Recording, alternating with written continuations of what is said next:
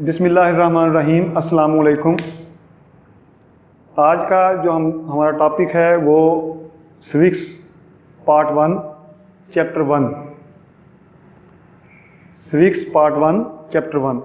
तो आज हम पढ़ेंगे शहरियत का तारफ़। अब लफ्ज़ शहरियत जो है इसको इंग्लिश में सिविक्स कहते हैं। शहरियत को जो ये उर्दू का लफ्ज़ है इसको इंग्लिश में हम क्या कहते हैं जी? सिविक्स। अरबी में कहते हैं इसको मदनियत। अरबी में क्या कहते हैं? मदनियत। और तीनों का जो मतलब है वो है शहरी ज़िंदगी। तीनों का मतलब क्या है? शहरी ज़िंदगी।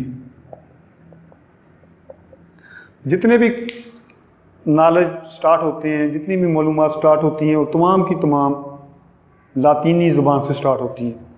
तो इसी तरह शहरियत का जो लफ्ज़ है ये इंग्लिश में स्विक्स और दो लतीनी लफ्ज़ का मजमू है, स्विस और स्वीटास, जिसका मतलब है शहरी ज़िंदगी का मुतालिया।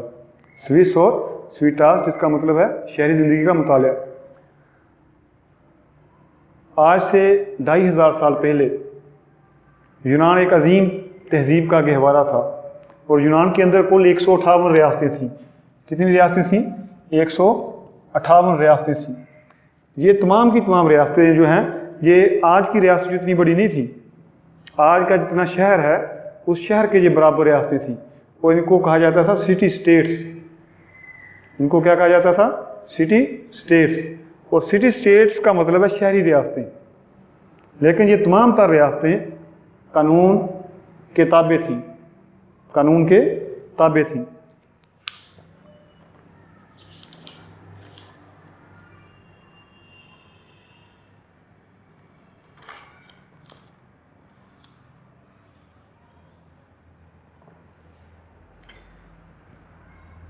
अगर हम इसकी तारीफ़ों के मतलब देखें तो स्विक्स का मतलब होता है शहरी ज़िंदगी। स्विक्स का मतलब होता है शहरी ज़िंदगी। लेकिन शहरी ज़िंदगी का मुतालिया नहीं, शहरी ज़िंदगी में दरपेश जो मसाइल हैं उनके मुतालिया का नाम शहरियत है। इसके लिए अब हम इसकी तारीफ़ों के मतलब देखते हैं।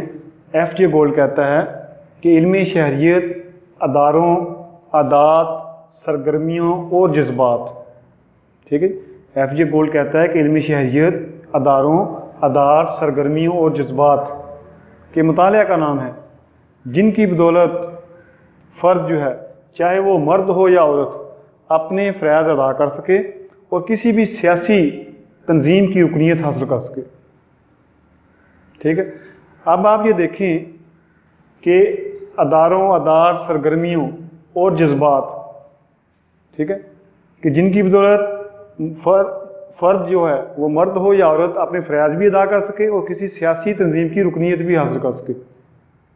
मतलब ये है कि फ़र्द जो है वो ना सिर्फ अपनी ज़िंदगी के मामलात को चलाए बल्कि फ़र्द सियासत में भी हिस्सा ले और सियासी मामलात के साथ साथ वो किसी न किसी सियासी तंजीम की रुकनीत भी हासिल कर सके। अब पाकिस्तान में देख लें आप, बहुत सी जमातें हैं, सियासी जमातें हैं। PTI है, पाकिस्तान पीपल पार्टी है, मुस्लिम लीग नून है, JUIF है। तो ये तमाम की तमाम तंजीमें क्या है? सियासी तंजीमें हैं। इस तारीफ़ के मुताबिक फ़र्द जो है, फ़र्द वो अपने फ़राइज़ भी अदा करे, यानी कि अपनी ज़िंदगी के मामलात को भी अदा करे और इसके साथ साथ वो किसी भी सियासी तंजीम का रुकन भी हो। अगर वो सियासी तंजीम का रुकन नहीं होता तो उसका ताल्लुक शहरी ज़िंदगी से नहीं है। क्योंकि आपको ये पता होना चाहिए इल्म शहरियत जो है ये इल्म सियासियात की बुनियाद है। जिस तरह इल्म शहरियत से मुराद ये है कि शहरी ज़िंदगी का मुतालिया, शहरी ज़िंदगी के मसाइल से निपटना है, इसी तरह जो सियासत है उसका मतलब है कि रियासत के अंदर होने वाले मसाइल और उनके हल का नाम सियासत को कहा जाता है। इसलिए फ़र्द जब तक वो मर्द हो या औरत अपने फ़राइज़ अदा नहीं करता या वो सियासी तंजीम की रुकनीत हासिल नहीं करता तो इसका मतलब है कि वो इल्म शहरियत पे अमल नहीं कर रहा। इसके बाद हम देखते हैं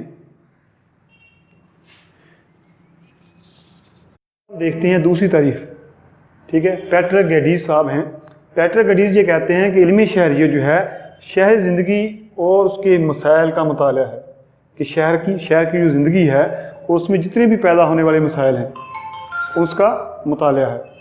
شہری زندگی اور اس سے پیدا ہونے والے جتنے بھی مسائل ہیں اس کا جو مطالعہ ہے وہ علم شہریت کہلاتا ہے۔ اب آپ دیکھیں کہ شہر میں مختلف ادارے ہوتے ہیں، پولیس کا ادارہ ہے، تعلیمی ادارے ہیں، تعلیمی اداروں کے ساتھ ساتھ صحت کے ادارے ہیں۔ ان تمام اداروں جو ہیں ان کے مسائل، ان سے جو مسائل پیدا ہوتے ہیں ان مسائل کا جو مطالعہ ہے وہ علم شہریت کہلاتا ہے۔ اب تک ہم نے دو باتیں ڈسکس کی ہیں، اس سے پہلے ہم نے ایف جے گولڈ کی تعریف ڈسکس کی تھی، اب پیٹرک گیڈیز کی۔ تو اب ہم تیسرے نمبر پہ دیکھتے ہیں۔ اس کے بعد تیسری تعریف دیکھتے ہیں ڈاکٹر کے عزیز کی۔ یہ علمی شہریت کے بہت بڑے فلاسفر ہیں۔ ڈاکٹر کے عزیز کہتے ہیں کہ معاشرے میں افراد اور ادارے، ٹھیک ہے۔ اب آپ دیکھیں کہ پاکستان ایک اسٹیٹ ہے، ایک ریاست ہے، اور اس میں بہت سے افراد رہتے ہیں اور بہت سے ادارے کام کرتے ہیں، ٹھیک ہے۔ افواج پاکستان سمیت، محکمہ داخلہ خارجہ سمیت، ٹھیک ہے، محکمہ تعلیم ہے، محکمہ صحت ہے۔ تو ڈاکٹر کے عزیز کی تعریف کے مطابق معاشرے میں افراد اور اداروں کے مطالعہ کا نام ہے، افراد اور اداروں کے مطالعہ کا نام ہے جن کا فرد پیدائشی رکن ہو یا مرضی سے رکنیت حاصل کرتا ہو۔ اب فرد پیدائشی رکن سے کیا مراد ہے کہ فرد جس معاشرے میں پیدا ہوگا اس کا وہ پیدائشی رکن ہوگا۔ اگر وہ پاکستان میں پیدا ہوا ہے تو وہ پاکستانی رکنیت کا حامل ہے، اگر وہ سعودی عربیہ میں پیدا ہوتا ہے تو وہ سعودی عربیہ کا پیدائشی رکن ہے، اگر وہ انڈیا میں پیدا ہوتا ہے تو انڈیا کا پیدائشی رکن ہے۔ تیسری تعریف کے تیسرے حصے میں وہ جو کہتا ہے کہ وہ مرضی سے رکنیت حاصل کرے۔ اگر ایک فرد یہاں سے امریکہ چلا جاتا ہے، چائنا چلا جاتا ہے، جاپان چلا جاتا ہے، وہاں جا کے وہ یہ کہتا ہے کہ جی مجھے یہاں کی شہریت دی جائے، تو اس گورنمنٹ کی اجازت کے بعد وہ اگر وہاں کی شہریت حاصل کر لیتا ہے تو اس کو کہتے ہیں کہ مرضی سے رکنیت حاصل کرتا ہے۔ یا پاکستان میں کوئی فرد دوسرے ملک سے آ جاتا ہے اور وہ یہ آ کے اپلیکیشن دیتا ہے کہ جناب میں یہاں اس ملک میں رہنا چاہتا ہوں، مجھے اس کی رکنیت دی جائے، تو وہ اپنی مرضی سے رکنیت حاصل کرتا ہے۔ اس طرح ڈاکٹر کے عزیز کے مطابق معاشرے میں افراد اداروں کا وہ مطالعہ ہے جن کا فرد پیدائشی رکن ہو یا وہ فرد اپنی مرضی سے رکنیت حاصل کرے، ٹھیک ہے۔ اس کے بعد ہم چوتھی تعریف کریں گے۔ چوتھی تعریف ہے اس ٹاپک کی E M White. E M White کہتا ہے کہ علمی شہریت علوم کا مفید شعبہ، ٹھیک ہے، علمی شہریت علوم کا مفید شعبہ جس میں شہری زندگی کے ہر پہلو کا مطالعہ کیا جائے، شہری زندگی سے کہ ہر پہلو کا مطالعہ کیا۔ اب شہری زندگی سے مراد یہ نہیں ہے کہ گاؤں کی زندگی اس میں شامل نہیں ہے یا اسٹیٹ کی زندگی اس میں شامل نہیں ہے، ٹھیک ہے، گاؤں کی، اسٹیٹ کی، شہر کی زندگیاں اس میں شامل ہیں۔ تو علوم کا وہ مفید شعبہ ہے جس میں شہری زندگی کے ہر پہلو کا مطالعہ کیا جائے۔